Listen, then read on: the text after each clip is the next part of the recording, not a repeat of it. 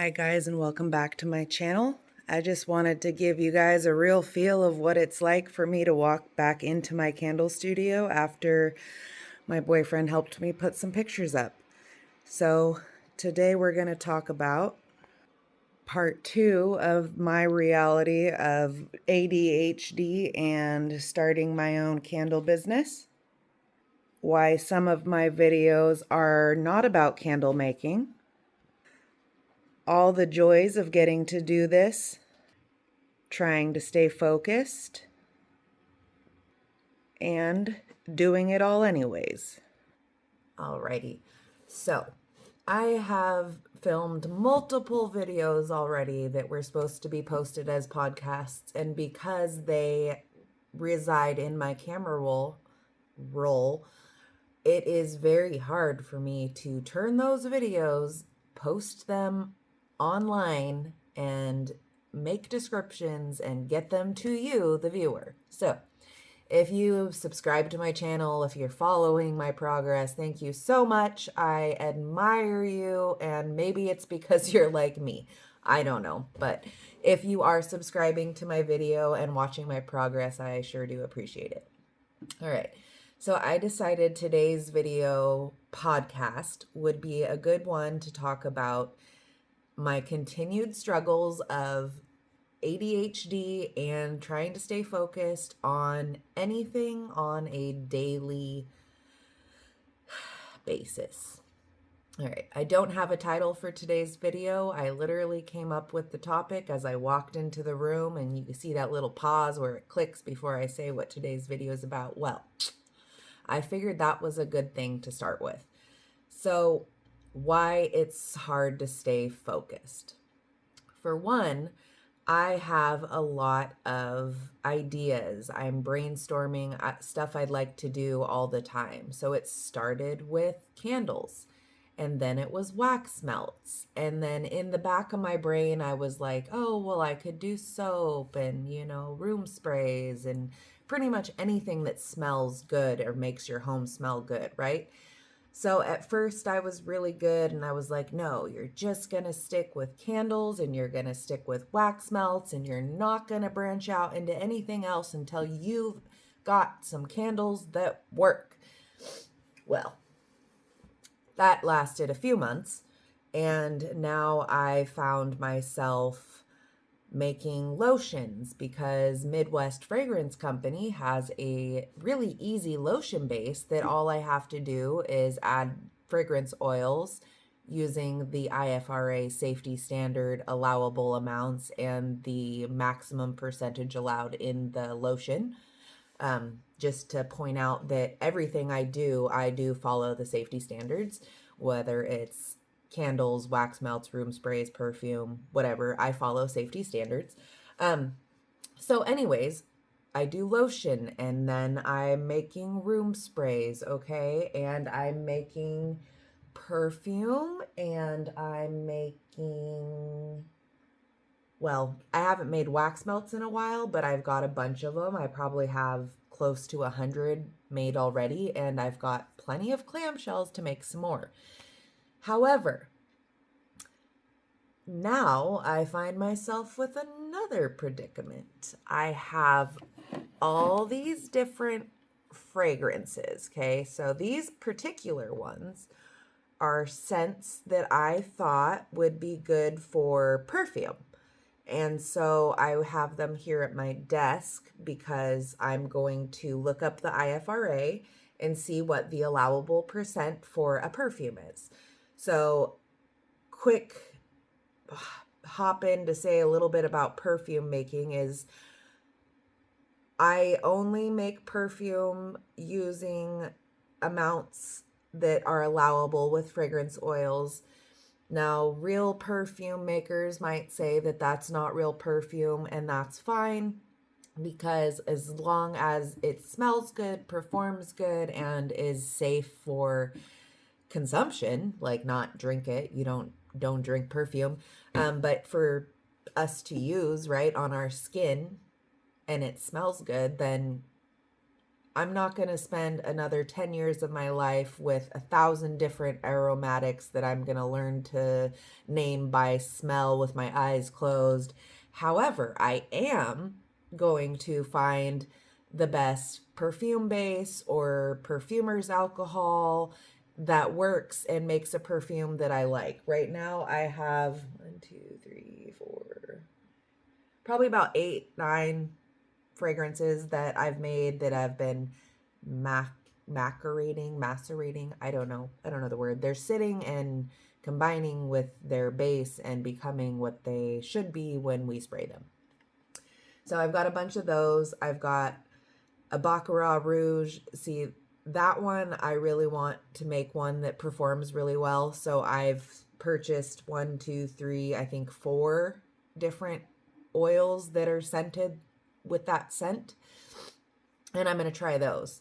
But back to this. So these are up here to look up how much can go in a perfume, which is category 4. Looks like none of these, even though they made it up here, did I actually get to what the percent is. So that's one of the things I'm struggling with.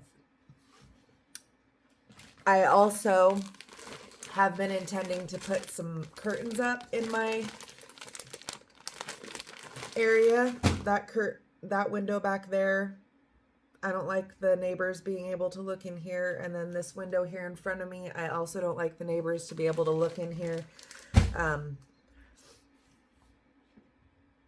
We recently moved in here, and I know this is off topic, but that's kind of what this video is about, right? Is after we moved in, we had my daughter's cat staying with us, and somehow the landlords found out. Well, these are neighbors who came over and introduced themselves, and they were all nice and sweet, and next thing you know, it has come to our attention that you have cats. Well, anyways, needless to say, I've got neighbors. Nosy neighbors, for those of you listening as to me as a podcast. If you're listening to me as a podcast and you made it this far, go ahead, like, subscribe, follow, and see what other random I come up with. All right, so I made a list. Why it's hard to stay focused. Well, there's a million reasons I have that it's hard for me to stay focused. Fortunately for me, my boyfriend came down yesterday and he helped me put my pictures on the wall. He picked their placement. I kind of just told him like, oh, I want these ones in the background for when I do my videos. And then I told him, and I want this one over here. And, you know, he put these mirrors up for me here. He put my she shed light and my be happy one over there. I'm so thankful. We also put my serenity prayer up, and then a couple of other positive sayings. The one I'm looking at says, everything will happen for you and you will be so thankful you didn't give up. One of the things I'm focusing on in my brand story is the feeling of home, the feeling of being comfortable where I'm at, the feeling of accepting myself and just being me and not trying to be anybody else. I know that probably all sounds pretty cliche as far as a candle business goes, right? Everyone is like, oh, home at last and blah, blah, blah. Your home feels so cozy with my candles. And well, for me, I mean, it really is part of my story is finding a place to call home and finding family that is not gonna leave or that's gonna be there forever. And I guess since I'm on this topic, I might as well dive in for a second. I grew up in foster care. My biological mom died when I was 10. She had committed suicide. She overdosed on a bunch of prescription medication. My biological father had never been there. I did find him when I was 23 3, and I'd see him once every 2 years. I got a wonderful brother and sister out of the mix on his side, and he just recently passed away about 6 months ago, so I still never got to know him the way I would have liked. My family growing up consisted of my brother on my mom's side, and then my sister on my mom's side came into my life a little bit later. After my mom died, she grew up with their father. And then as far as my sister goes, we're also on the outs right now. And so for me, family and home, okay, those are really, really important things to me. Okay, they're something I've searched for my entire life, right? You know? So I'm trying to find a way to incorporate that into my business. I'm trying to look for a business name or create a brand story that really expresses the importance of finding that place to call home and finding that family that's not going to leave. I was fortunate enough to have a best friend in high school who, when I got pregnant and aged out of foster care, her mom basically never kicked me out. And now her mom is who I call my mom. So I've been blessed since I was about 17 to have a second mom, a new family. And anyways, so back to my list. As you can see, I had to pause for a second because I started getting emotional, and this podcast was not for you to hear me sniffle and cry, but I did want to just touch on that. So part of the reason I find it hard to commit to trying to get medicated for what I've come to understand is likely ADHD is my biological mom being medicated and taking medication and then abusing it and then killing herself. So in my head, I don't want to take medication for my mental state just to live, right? I want to just live. I want to just be me and just accept that I can't focus and accept that I get stuff done in a tornado. I go in circles and I jump from here to here to here to here, and eventually I get those things done. So I'm trying to pick a vessel. Right now I'm looking at 1, 2, 3, 4, 5, 6, 7, 8, 9, 10, 11, 12, 13, 14, 15. We'll stop at 15. 15 different vessels. The lady I bought my candle supplies from the very first time told me to stick with one container and get the wick right for that one container. Did I listen? No. Why would I?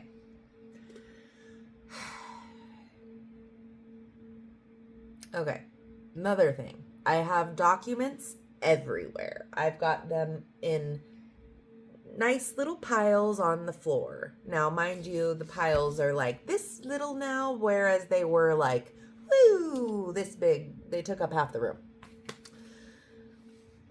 I have my wax melter on a lower heat because I knew it would take me a little longer to get to it. But today I'm going to pour one size of 3 different versions of Baccarat Rouge fragrance oil scented candles. And I'm going to pour 3 different percentages. So I'm only going to try one wick. I have one wick. This is exciting. I have one wick that I think will perform pretty well with most of my 8-ounce jars. I use 8-ounce amber and 8-ounce clear. Those are 2 containers I know I want in my product line.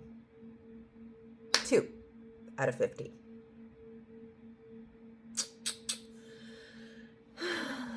So,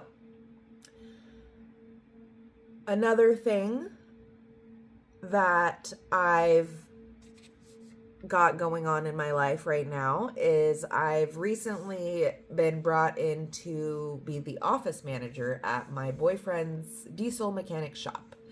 He's funny. He loves burning candles at the shop ever since I started doing this. He's always like, oh, let me get some more candles. Let me get some more candles. And I'm like, you can have the candles you gave to me that you didn't finish burning. And then he loves the Fruit Loops one. So do I. But anyway, so now I'm crunching numbers at the shop as of the last week. And I find myself with a little less time than I had to begin with. And that's fine because not like I use my time wisely anyways. So let's see. I've made a bunch of room sprays. I've got some perfumes in the work. Oh, I've been making melt and pour soap. Hold on. All right, I'm back. Okay, so I have a couple different things I've been doing, right? So I made these Fruit Loop scented soap. See, it's got biodegradable glitter. Okay, I promise it really is biodegradable. And then I use a melt and pour soap base. This one is a goat's milk soap base from West Coast Candle Supply. And then I have this one is a strawberry scented one from Brambleberry, the fragrance oil is. And then I don't know if we can get a good, but this is a clear soap base. I can't remember the name. I was trying to do an acorn swirl. Okay, this is gonna have to, we're gonna have to come back to this. Be right back. All right, let's see if I can try and pick up where I left off. So I tried to do a acorn swirl using melt and pour soap, which is difficult because it gets a skin built up on it really fast and you have to work quickly after you make your mixture. And so this is how that turned out, which is not horrible and it's not great. Definitely not super swirly. I showed you my Fruit Loops one. This is one of my favorite scents. So I also have been putting them in these little mesh bags because then you can actually smell them, which after they're shrink wrapped, you can't smell them through the plastic. So I find this to be helpful, but I would like to find something that's even better. This one was fun. So this was a mistake. It was one of the first ones I made. So the chunks were a Baccarat Rouge attempt with a goat's milk melt and pour. And then I ended up cutting that up because you couldn't smell it. I used, I think, a 2% fragrance load on that. And then I used Cashmere Noir and OUD with this one, and that was a Brambleberry fragrance oil. And I ended up making 2 loaves of this. I cut up the first loaf, put it in 2 different loaves, and then made enough for another loaf and poured it over both of those. And I came up with these really cute soaps that smell great. So that is this little guy. This one, I love that you can actually smell it. Oh, here's my Fruit Loop one. If you could smell that through the phone, you would absolutely love it. Oh my gosh, that one's intoxicating. So apparently I grabbed 2 of those to show you because I just love it that much. I also have made some cotton candy ones. I made 2 last night. I made Pacific Northwest and I made eucalyptus mint or something like that. And so anyways, I've been making soaps, which I really enjoy. And this video was interrupted along with my concentration by a phone call with my boyfriend's dad about the shop. Like I said, I did pour 3 Baccarat Rouge candles during my commercial break. And I am trying to figure out the wick for my black Makesy jar to pour some more of those. I said I was going to pour 8-ounce straight-sided jars with Baccarat Rouge using all 3 of the fragrances. Well, we'll see if I get to that because I have an 11 o'clock appointment. So what I had started doing was I was getting onto my computer because I was going to look up the IFRA on some more fragrances to make some more perfume. My little brain wants to do all the things and it can't stay focused. And I want to order some different bags so that I can buy some, so I can have all of my soaps in a smeller bag so that people can smell them. Oh gosh, just wafting that around, I smelled the Fruit Loops. So good. All right, so I've got a lot going on. I'm trying to turn my passion into a business, and I've got all these things that I'm trying to do. I'm trying to track my costs and I'm failing miserably. I'm trying to pick my containers and I'm failing miserably. I'm trying to stay focused and I'm failing miserably. So if you're a candle maker or you make any of these types of home and body products, or you want to, and you may struggle with ADHD like me, along with some other mental health issues, but well, now I sound like I'm crazy. So I'm not crazy. At least I don't think so. People who are crazy don't usually know it, right? So, anyways, no, I struggle with anxiety and depression as well. But as I may have mentioned, making these products has pulled me out of a depression that I had not experienced in many, many years. So, because of my newfound joy for making all things that smell good, I'm a happier person. That's why I have a sign in my room that says be happy, and I have little positive sayings all throughout my candle studio as a reminder to self that life is beautiful and there is a silver lining to the sucky parts of life if we are patient and willing to